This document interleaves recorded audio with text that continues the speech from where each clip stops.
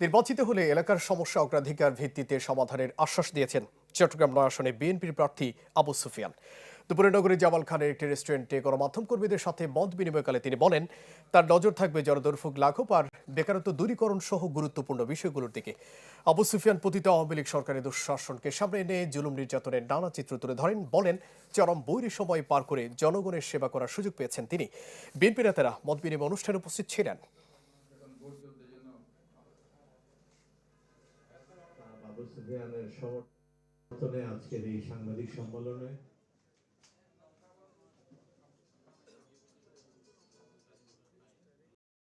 জনগণের সাথে যে জবাবদিহিতা, জনগণের কাছে যে দায়বদ্ধতা জনগণের দ্বারা নির্বাচিত সরকারের থাকবে এবং জনগণের নির্বাচিত প্রতিনিধি